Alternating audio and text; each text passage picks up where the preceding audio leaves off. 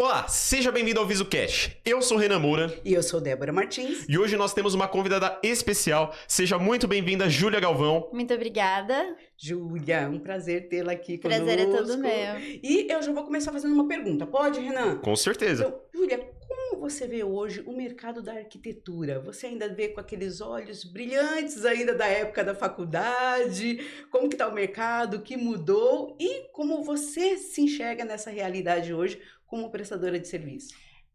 Muito obrigada pela oportunidade de falar sobre arquitetura. Nesse meio, né, agora que a gente está com a questão de investimentos muito atrelada a isso, é muito importante.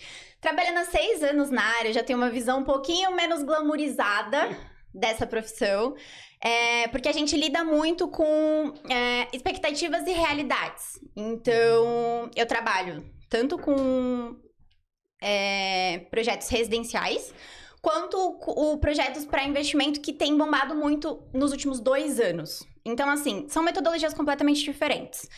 O pessoal do residencial, ele se importa muito, e a gente também se importa muito com uma questão mais de personalização. Então, as escolhas, as soluções são pensadas na pessoa, no bem-estar dela, de como ela quer se sentir. E esse investimento acaba sendo um pouco maior, porque ela vai passar ali um bom tempo. Então, a gente planeja ali por um bom tempo. Já a metodologia usada para investimentos que a gente fala imóveis de investimento, tanto para short stay quanto long stay, os Airbnbs, as plataformas, e também o aluguel padrão, a gente já tem uma metodologia diferente. A gente foca muito no público-alvo, já dando um direcionamento, porque tudo depende muito de região, que a gente observa junto com o cliente, o valor que a pessoa tem para investir, e isso vai determinar muito essa parte também das soluções que a gente vai adotar. E a gente sempre busca o custo-benefício e usar muito do que já é entregue pela construtora, porque são muitos imóveis novos, a maioria estúdios, então tá tudo novinho, não tem por que a gente fazer muitas modificações, já que não tem tanta personalização. Porém, tem regiões que exigem um padrão diferente.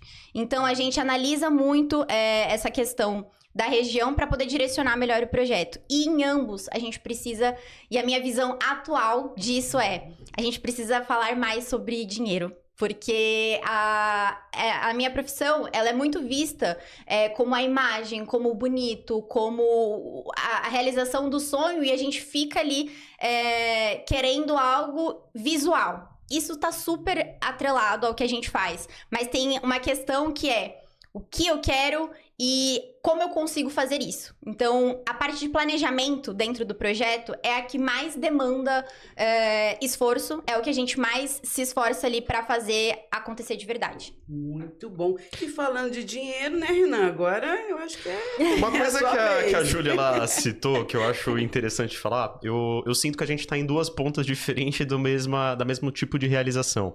E eu entendo que a pessoa ela sonha em realizar a compra ou do imóvel para ela mesma, ou para ela fazer um investimento, e muitas vezes o que ela quer acaba em algum momento não cabendo dentro do orçamento que ela planejava. E aí, pelo menos da minha parte, a gente tem que fazer todo um trabalho para conseguir ou realizar aquilo de alguma forma possível, ou adaptar dentro do que realmente é a realidade dela.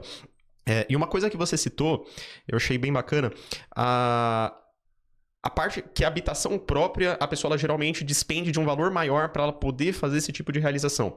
E quando ela vai fazer um imóvel que é para aluguel, seja de short stay ou para longa duração, ela busca algo que vai acabar otimizando o ROI, o retorno do investimento dela. Júlia, eu queria que você falasse um pouquinho que estratégias que você utiliza geralmente no seu trabalho para conseguir fazer esse tipo de reforma que otimiza o retorno sobre o investimento. Tá. A gente falando focado, assim, nesses apartamentos que realmente a gente busca o custo-benefício. Então, estratégias que eu geralmente uso com os clientes. Uma coisa que faz muita diferença é a parte da iluminação bem projetada. As pessoas, elas acham que só se a gente descer o forro e colocar ali as luminárias vai funcionar. E não, isso a gente usa como estratégia, fazer uma boa iluminação, sem precisar do rebaixo, que economiza tanto em mão de obra quanto material. E a gente já tem aí um pé direito um pouquinho mais alto dentro dos estúdios. Outra estratégia que a gente consegue usar também em relação à parte interna, né, de projeto é aproveitar o máximo da infraestrutura do que a construtora já entrega. Então, bancadas que a gente pode aproveitar, a gente deixa pontos elétricos, pontos hidráulicos, a gente não mexe. Porque a gente não pensa só também na questão interna em layout e também em tempo. Porque o tempo conta muito para os investidores. Então, quanto mais rápida, mais ágil essa obra, o investimento ele retorna de uma maneira mais rápida também. Então, algumas dessas estratégias a gente usa e focar também no público. Então, quando a gente entende quem é que vai buscar esses imóveis, a gente tem um direcionamento melhor. Tanto para escolhas de revestimentos, cores, quanto para essa questão de layout. Então, vai atender um casal? Vai precisar atender mais pessoas? Então, isso demanda muito, diferencia muito região para região. Então, eu tenho imóveis em Moema que o cliente, ele fechou para diárias, short stay, mas ele fechou para 28 dias. A pessoa só pode alugar por 28 dias. E aí ele fechou um apartamento de 35 metros quadrados, tá ganhando 12 mil reais no mês, dessa maneira. E ele atende só 2 hóspedes. Então, já eu tenho outro tipo de apartamento com a mesma metragem de um cliente do Brás, que a gente coloca 7 pessoas. Então, assim, são públicos completamente diferentes. Então, esse aqui ganha na quantidade de hóspedes e numa rotatividade, e o outro não, é uma qualidade diferente. Então, por isso que é tão importante a gente analisar com estratégia o público-alvo e aí demandar dessas soluções. E aí, dentro dessas soluções de projeto, tem essas outras questões que eu comentei. Legal. Eu queria também fazer uma outra pergunta. Quanto que você acha que um projeto arquitetônico para um imóvel valoriza dentro do imóvel? Se a gente for contar para a parte de imóveis de investimento, no que a gente investe de uma maneira mais, digamos assim, econômica, a gente pensando ali no custo-benefício, pelas experiências que eu tenho, quando a gente tem dentro de uma plataforma algo que chama atenção, a gente está com inúmeros imóveis dentro da plataforma. Se você passa, você roda como se fosse um feed. O olhar vai chamar muito. Então, você já fica com o imóvel destacado sem dizer nada. Então, a imagem já vai chamar atenção. E os imóveis que a gente faz, eles custam mais a diária também. Então, às vezes, um imóvel que está ali 150 diária, com um projeto que você tem esse visual, ele vai custar 200, 250. E na diária, você ganha muito ao longo do tempo. Então, aí você tem 50% praticamente de valorização nas diárias. Isso de imóveis que a gente já fez no mesmo prédio, porque eu sou aquela arquiteta que ela cuida do projeto como se fosse um filho. Então, eu já entreguei, eu sempre entro lá na plataforma para ver comentário, o que o povo tá achando, que tá se hospedando, quanto que tá custando esse aqui, se tá mais realmente do que os demais do prédio. Então, realmente o pessoal busca, inclusive, para poder cobrar mais, tá? E é isso. Que interessante. Pô, bem bacana. Né? Agora eu vou fazer uma pergunta, bem aquela pergunta puxando a sardinha pro lado do cliente, né? Júlia, quando você percebe, assim, a satisfação do cliente, quando ele pensa, assim, um móvel, uma planta, uma iluminação, o cliente, ele consegue, digamos assim, transmitir para você ali naquele momento que ele gostou, mas ele não sabe exatamente o que ele gostou? Sim, é exatamente isso. Eu acho que, tecnicamente, eu sei do que ele tá falando, mas ele só sabe sentir. Isso! E isso é muito legal, porque a percepção do espaço, ela é sentida mesmo, e direciona muito. Então, eu sempre dou o exemplo de eu fazer a faculdade e eu pegava a linha vermelha do metrô. Vai fazer sentido, tá? Tá. Eu não sei quem já pegou metrô aqui em São Paulo, sabe que a linha vermelha mais assim, um caos, né? E depois eu pegava a linha amarela. E a linha amarela, ela é privatizada. E aí, as mesmas pessoas que se empurravam na linha vermelha, elas se organizavam em filas na linha amarela. E nada mais diferente tinha do que uma ambientalização diferente. Então, a linha amarela sempre foi mais organizada em relação à sinalização, placa, sinalização no chão. E só isso já direcionava e mudava o comportamento das pessoas sem elas fazerem ideia do que estava acontecendo. Então, eu sempre gosto de usar esse exemplo porque é um comportamento em massa que as pessoas não fazem ideia de quanto o ambiente tá moldando aquele comportamento. E dentro de casa não é diferente. Então, as pessoas, às vezes, elas se sentem cansadas, indispostas, com dificuldade de organização, e às vezes é porque o ambiente não tá propício para que ela tenha um sono melhor, para que ela consiga se organizar de uma maneira mais fácil, que já tenham coisas que façam com que ela consiga se organizar. Então, a casa precisa servir as pessoas, ajudar elas a produzirem melhor, a se sentirem melhor, e tem todo o poder de fazer isso. É muito interessante. Poxa, bem bacana. Outra coisa que eu quero te perguntar, Júlia, você comentou um pouquinho que você trabalha principalmente com imóveis que eles são novos, que você recebe eles das construtoras. Sim. Mas eu queria também pedir sua opinião em algo que tá bem forte aqui na cidade de São Paulo, que é o retrofit. Como que você enxerga isso, principalmente para o centro antigo de São Paulo? Eu acho uma iniciativa muito legal, porque realmente dá uma revitalizada no centro. Os imóveis, eles são maiores, eles têm um potencial muito grande, mas o investimento acaba sendo maior também. E aí, isso tem que ser mais bem planejado ainda. Por quê? Imóveis mais antigos, geralmente a gente precisa fazer uma troca total de quadro elétrico, de toda a parte elétrica, isso tem um custo, e provavelmente hidráulica também. Mas compensa nessa questão de, às vezes a gente tem um piso de madeira que pode ser restaurado, e isso conta bastante, e a possibilidade dos ambientes serem maiores. Porque todos os apartamentos mais novos, o que a gente tem apesar de, por exemplo, um apartamento de 100, 150 metros quadrados, os quartos ainda são pequenos. Então, você tem 3 quartos ali que, às vezes, 2 tem que virar 1. Porque ainda assim é pequeno. E essa possibilidade dos retrofits, a gente tem os imóveis com os quartos maiores, uma possibilidade de mais conforto. E dá pra fazer uma coisa muito legal, você comprando um apartamento que tá desvalorizado por não ter tido manutenção, enfim, você pega um valor ali, faz uma reforma e você vende muito mais. Então, é só ganha-ganha. Então, a gente tá ali com uma revitalização de algo que eu tava comentando até com a Débora antes, que é super sustentável. Não fazer novos e sim revitalizar os antigos. É bom pra quem compra também, porque tá levando um apartamento maior com uma qualidade. E é bom pra quem também investe, porque a gente consegue fazer uma reforma bem bacana e deixar tudo prontinho. Só tem que ter esse planejamento, porque o custo dessa reforma é um pouco maior do que os novos, que a gente pode manter a infraestrutura. Legal. Eu falo exatamente disso porque a gente conseguiu trazer uma oportunidade para um cliente nosso, e se Deus quiser eu arrumo uma dessa para mim também, que a gente conseguiu analisar dentro do algoritmo que a gente desenvolveu, uma oportunidade de um... Não foi um apartamento, não foi estúdio, foi um escritório no centro de São Paulo. Legal. Em que a gente tinha avaliado em aproximadamente 140 mil reais, 145 mil reais, e a gente conseguiu comprar por... Chuta quanto? 80. Menos.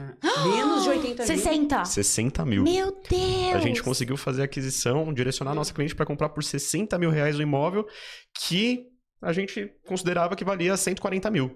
E só que, realmente, precisava realizar uma reforma, mas... Sim.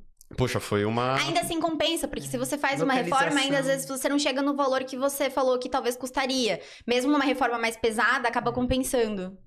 E a localização é tudo, né? do lado do metrô. Do lado do metrô. Localização é tudo. Olha que interessante. Ô, Renan, agora me permita fazer essa pergunta para você. Com certeza. Quando você procurou a parceria da Júlia, quando você procurou a parceria dela, o que você pensou? Você já pensou numa estratégia para atender a necessidade do seu cliente? Ou foi uma coisa assim que você já pensou numa visão de futuro? Bom, na verdade, foi numa época em que a gente tava com... Eu tava com um modelo diferente, ela tava com um modelo diferente, e aí, posteriormente, acabou convergindo, mas não de uma... Não foi combinado, tá?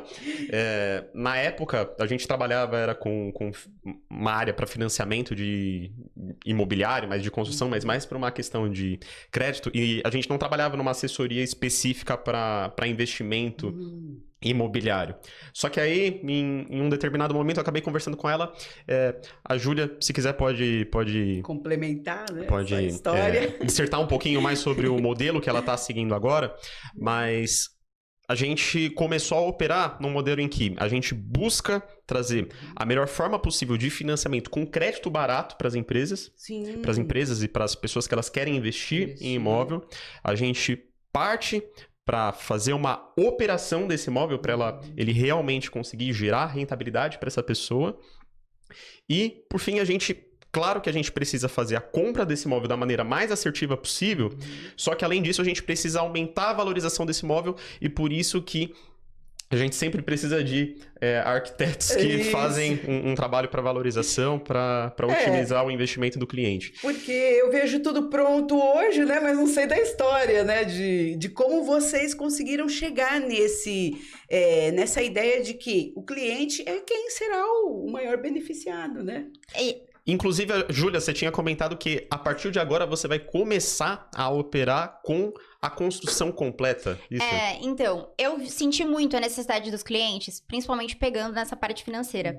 Que, inclusive, a gente tem uma fama, o arquiteto tem uma fama de faz o projeto e aí depois, quando o cliente vai orçar, fala assim, não, isso aqui tá surreal, eu não consigo fazer isso aqui. E eu sempre achei isso muito negativo. Então, desde o início, o meu processo de projeto, ele é muito pensado na realidade. Então, no primeiro passo ali com o cliente, a gente já vai falar sobre dinheiro. A gente vai falar, olha, qual a tua meta de investimento? Porque todas as escolhas que eu for fazer aqui precisam estar dentro disso. A gente precisa ter essa realidade. E no meio do meu processo, a gente já faz um estudo de viabilidade financeira para, de fato, entender se todas as soluções ali estão batendo certinho e se tiver que fazer alguma revisão, a gente já faz no meio do processo. E aí, eu senti também que, contando com isso, a gente faz o projeto e vai até uma parte. Mas eu acho que seria muito interessante, principalmente para esses imóveis de investimento, que a gente lidasse com tudo. E o cliente só falasse assim, cara, a chave tá aqui, me entrega quando estiver na plataforma. E aí o modelo que eu gostaria muito de trabalhar, a gente tá buscando trabalhar com isso esse ano, é o turnkey que fala, né? Então, de fato, é fazer o projeto, toda a parte de prestação de serviço, de contratação dos prestadores de serviço, cuidar da parte da obra e entregar para o cliente pronto, num valor fechado. Então, a gente já viabiliza quanto vai custar aquele projeto, fala assim, cliente, é X, e aí a gente vai se virar para fazer nesse X, tá? E aí a gente entrega dessa forma, o projeto todo completo, para dar essa comodidade. Porque o investidor, ele não tem tempo de ficar fazendo reunião, ele não tem tempo de atender fornecedor em obra, ele não tem tempo de ficar recebendo material. E aí eu senti essa necessidade, a gente quer tentar esse modelo de negócio agora. Inclusive, Débora, eu vou te trazer um exemplo aqui. Você já investiu em banco ou em corretora? Já. O que as pessoas elas acabam comparando quando elas vão investir em imóvel? Elas geralmente vão chutar renda fixa, porque é algo previsível que a pessoa ela vai acabar recebendo. Inclusive, eu tenho um amigo meu que recentemente eu acabei comentando com ele disso, ele chegou já a investir em imóvel e hoje ele investe no Tesouro Direto. Quando você faz um investimento dentro do banco, o que você espera quero que o dinheiro caia na minha conta e só. Você não tem trabalho mais nenhum quanto a isso. E quando você vai investir em um imóvel, como a Júlia comentou, você tem o trabalho de planejar seu crédito, você tem o trabalho de você fazer a aquisição do seu imóvel de uma forma mais assertiva, você tem o trabalho de você fazer a reforma do seu imóvel, o trabalho arquitetônico do seu imóvel e o trabalho para você realmente alugar o seu imóvel e você conseguir fazer ele lucrar de alguma forma, ele conseguir se pagar toda essa operação que você fez.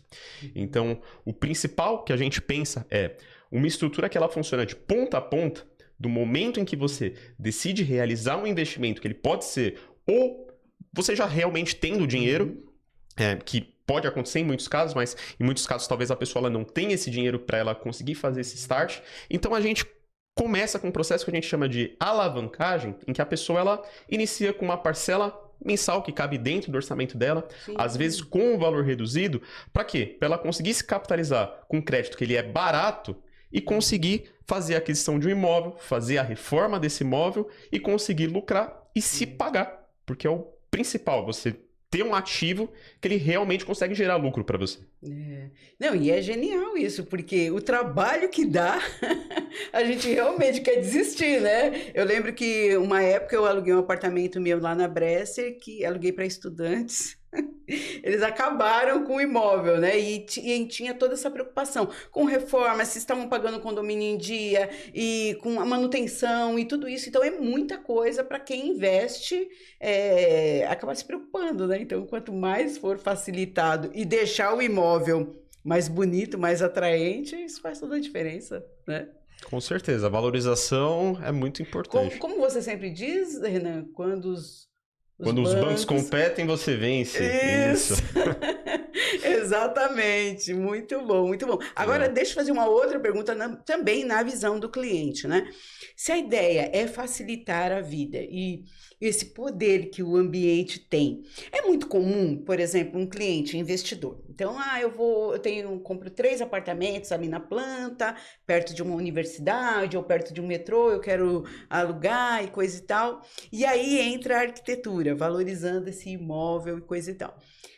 Pode acontecer, por exemplo, de um projeto ele ter características diferentes. Então, a gente vai fazer um apartamento focado em, por exemplo, em solteiros ali, para morar próximo da faculdade. Mas no mesmo prédio, eu, de repente, fazer um para família, coisa e tal, e mudar completamente o projeto de arquitetura? Sim, a gente tem cliente que tem até 2 apartamentos no mesmo prédio. A gente faz sempre aquela pesquisa de público-alvo. Nesse caso em específico, o que a gente focou? Em um apartamento mais rotativo, então os eletros eles eram mais simples, a gente tinha um frigobar, algo que a pessoa realmente fique menos tempo. No outro, a gente focou muito em ser muito mais equipado. E aí, pra gente conseguir ali, talvez, uma pessoa que fique a longo prazo. Inclusive, é aquele cliente que eu comentei, que ele fechou 28 dias e tá fazendo os 12 mil mensal. E o outro, não. Ele tem os 2 apartamentos no mesmo prédio. E a gente fez projetos completamente diferentes. Então, ele tem essa possibilidade de testar o tipo de hospedagem que ele vai fazer ali de acordo com o projeto que a gente já planejou anteriormente. Então, sim, é completamente possível. Tanto pro residencial também. Às vezes a gente tem a mesma planta, porém, as pessoas são diferentes. Não tem como a gente fazer, mesmo que uma mesma planta, projetos iguais para pessoas completamente diferentes. E os hóspedes também. Então, a gente foca muito em um público, mas dentro desse público a gente consegue, sim, fazer um projeto diferencial. Olha que interessante. E é uma coisa que eu acho bacana porque você dilui o risco de não ter vacância. Sim, inclusive a gente tem imóveis, a maior parte deles agora é perto de metrôs. Então a gente tem ali um na Vila Leopoldina que é do lado das faculdades. E vai ser para um aluguel, a gente entendeu que o aluguel de longo prazo era melhor, porque o estudante ele não vai ficar por pouco tempo, né? Quem vai fazer ali a universidade de medicina, por exemplo, vai ficar um longo tempo, ou até professores, ou outros profissionais que venham fazer especialização, são anos. Então aí já vai direcionando também o modelo de negócio desse investidor. Legal. Júlia, hoje na cidade de São Paulo, você atende principalmente São Paulo? Presencialmente. Presencialmente São Paulo. Qual que é a região que você tem maior rede de atendimentos hoje? Moema, Clabin, Leopoldina, é muito diverso, assim, mas essas regiões a gente tem bastante, a gente tem também Paulista, Frei Caneca, são regiões que sempre estão mais próximas aos metrôs e um pouco mais centrais ali, são essas regiões que a gente costuma atender. Legal. Agora, sobre investimento. Seus clientes compram um escritório, né? Como no caso desse exemplo aí, uma sala comercial, um escritório. Quais são as tendências? Como é que isso muda? Porque a gente sempre tem essa curiosidade, né? Porque a gente fala assim, é minimalista agora, eu não domino esse vocabulário, mas assim, o que mais as pessoas buscam hoje, assim, para imóveis comerciais, como no caso do Renan, que faz muito negócio com imóveis comerciais? O que você sente, assim, as pessoas estão buscando mais o que nesses espaços? Eu acho que essa palavra tendência, eu particularmente eu não gosto muito de usar. Por quê? Porque a gente não pode ficar fazendo algo, a gente faz algo muito pensado num longo prazo. E aí vem aquela palavra de atemporalidade, que eu acho que a gente precisa pensar em coisas que realmente estejam ali por um período grande. E a tendência, ela vem muito de momento. Meio então, que moda, né? Muito moda. Então, se a gente trabalha ali com essa questão da moda, do que tá relevante no momento, em pouco tempo, talvez você tenha que fazer ali alguma modificação. Então, a gente pensar numa base, numa estrutura, então, algo que você não troque por um longo tempo, com essa ideia do atemporal, eu acho bacana. E o que a gente pode fazer pro comercial, principalmente, é atrelar a marca ao ambiente. Então, os escritórios que buscam passar a visão deles através do ambiente. Eu fiz comunicação visual também. Então, essa questão de branding, de cores que já está aplicado à marca no ambiente, traz toda uma identidade. Então, os clientes que chegam, eles já sabem até, às vezes, quanto vai custar Porque o nível de se vai ser caro ou se vai ser barato, pelo ambiente que ele tá, sabe? Então, a gente precisa muito desse direcionamento. Qual é o seu cliente? Como que você gostaria que ele fosse se sentir? Então, a gente não foca tanto assim no meu cliente específico, que é o dono do escritório, e sim no cliente dele, porque é quem ele vai atender. Olha que interessante. Ontem, a Keila, uma das entrevistadas do VisuCast, ela postou, né? Repostou as nossas fotos do encontro, nos stories, tudo. E ela postou uma foto nos stories dela do prédio da Adesampa de cima para baixo. Não sei se você chegou a ver esses stories. Então, a visão, né, do profissional que atua tanto na área da construção, né, construção civil, arquitetos, engenheiros, né, as pessoas que financiam os projetos, já desenvolve essa visão mais estética, né? Olha, é esse prédio, é esse lugar, é esse ambiente. Isso é realmente fascinante. Assim fica mais fácil vender imóvel, né? Você não acha, Renan? Bom, eu ia falar, minha maior preocupação é conseguir financiar. A pessoa, ela vai lá, escolhe, eu vou e resolvo para ela. Mas eu acredito que sim. Acho que a maior dificuldade que as pessoas elas podem ter, só que eu acho que é mais voltado talvez para quando a pessoa ela vai comprar para ela mesma, ela conseguir se identificar com o que ela está comprando. Eu acho que na visão do investidor, eu acho que ele se preocupa um pouco menos com isso do que, sei lá, poxa, eu tenho aqui um prédio, ele é bonito pra caramba, assim, tal. Eu acho que ele pensa mais no retorno que ele vai ter. Eu acho que uma visão muito importante de quem vai investir pra escolha do imóvel é localização, em primeiro lugar, e também quais são os equipamentos ali do prédio que a pessoa vai poder usar. Então, se tem lavanderia no prédio, se não tem, porque geralmente os estúdios não tem. Então, a gente tem que pensar muito nessa infraestrutura que o condomínio permite. E hoje em dia, como tá, assim, bombou super essa questão dos investimentos, os prédios, eles já estão sendo construídos em torres diferentes. Os não residenciais e os residenciais, as pessoas nem se encontram mais, porque deu até alguns problemas em alguns prédios, vai liberar Airbnb, não vai liberar. Agora já estão sendo feitas construções com entradas independentes e condomínios também. Quais serão os acessos dessas pessoas para toda a parte que o condomínio tem ali disponível, né? Então, lavanderia, a academia, piscina, etc. Agora, eu acho que a gente consegue ter também essa visão pro investidor do que o hóspede dele ou quem vai alugar o apartamento dele vai ter acesso. Então, acho que isso ele precisa visualizar também, porque os apartamentos são pequenininhos. Então, essa pessoa ela vai pensar nessa infraestrutura para poder viver ali. Eu acho que esse ponto que você falou também do equipamento, que a pessoa ela pode ter dentro do apartamento, eu tinha conversado com a Keila, mas acho que no episódio que a gente já tinha gravado com ela, foi em relação a, por exemplo, construções que elas são mais antigas, elas não aceitam ar-condicionado, que é uma coisa muito importante para quando a pessoa está fazendo aluguel de short stay.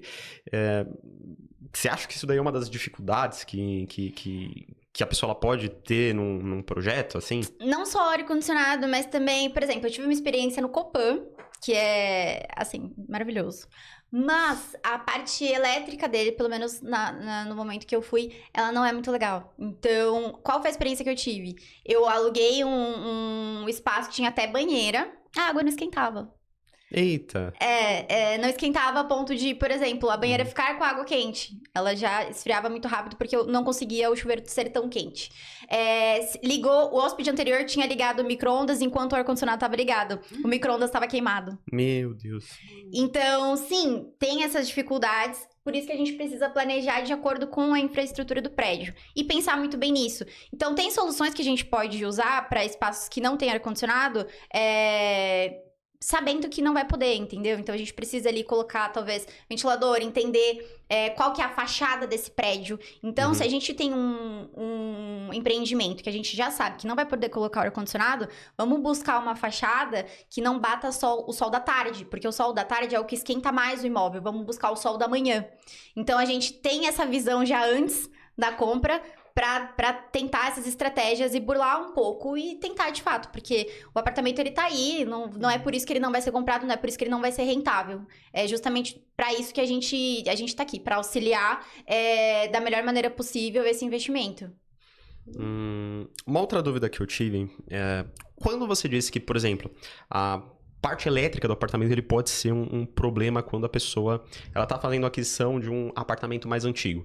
Geralmente é por conta realmente da idade do apartamento, por problemas ao longo dos anos, ou porque antigamente a maneira que era construída é diferente do que é o normativo hoje? Um pouco dos dois, né? A gente precisa sempre atualizar, principalmente o quadro elétrico, de acordo com os disjuntores e tudo mais, e a fiação muito antiga. Então, eu acho que é o combo, sabe? Às vezes a gente não tem planta, a gente não tem a idade exata de quando aquilo foi feito, de se foi feita alguma reforma, alguma emenda.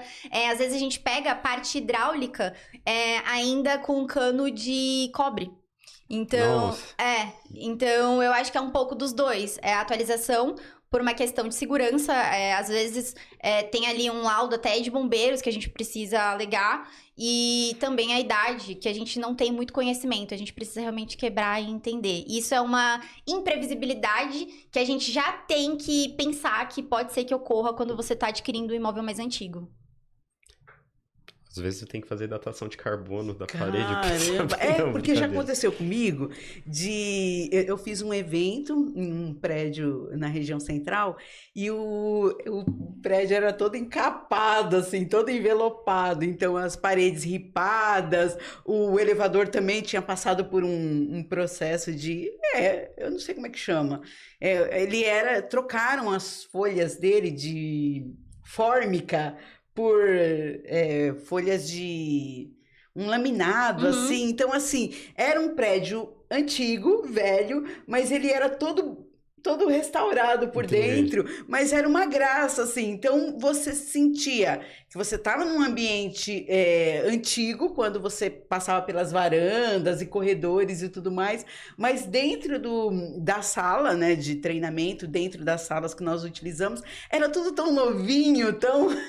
e dá realmente, assim, um contraste na mente da gente, e tudo funcionava muito bem. Então, acho que essa é a parte que entra, né, essa visão do investimento, porque não basta ser bonito, tem que ser funcional, tem que estar adequado, e também cumprindo as normas, né, Renan? Tem as normas também. Sim. E o cartão postal, assim, uma super vista ali no Copan, porém uma experiência do hóspede ruim. Não poder usar um micro-ondas, pagar mais por uma banheira que não esquenta a água. Então, assim, a gente precisa pensar na infraestrutura tanto quanto nessa outra questão mais visual. Isso que o Copan é um marco arquitetônico da cidade. Maravilhoso. Eu imagino que gente do Brasil inteiro vem pra cá buscando se hospedar nesse lugar. E aí, imagina, você tem uma situação, uma experiência ruim dessa. É muito louco isso, né, gente? Porque eu tenho um amigo que morou lá, o Vitor morou lá no Copan, ele morava em 200 metros quadrados no Copan. Maravilhoso. E do outro lado, Me apresenta esse amigo. Tinham pessoas que moravam em apartamentos de, parece que 20 metros ou 22 metros, uma coisa assim. Então tem todo esse contraste, era muito amplo, assim, uma coisa que só São Paulo mesmo que tem. Eu acho que as grandes, né, metrópoles têm essa discrepância, né, de lugares bem próximos, assim, lugares muito bonitos, lugares muito precários e a gente... Centro, né? Centro. Compartilha dessa beleza toda. Agora, uma pergunta aqui interessante que eu quero fazer antes da gente finalizar. O que você entende hoje, assim, que seja o maior entrave para a pessoa enxergar a arquitetura como investimento? O que você percebe, assim, quando você fala, olha, a gente tem que fazer um planejamento, o imóvel vai valorizar, o seu cliente, seja de locação, curto, médio, longo prazo, vai gostar. O que você sente que é mais difícil em termos de argumentação com o cliente? O cliente, ele tende a achar que o arquiteto, ele encarece. E eu acho que esse é o maior erro, assim, até por uma questão dessa glamorização da profissão da arquitetura, quando na verdade a gente está a serviço de realmente ter um planejamento, e não é para encarecer para o cliente, é para aquilo se valorizar e ele investir da maneira correta, porque investimento por investimento ele vai fazer do mesmo jeito. A gente direciona para algo que ele já sabe antes que ele vai gostar.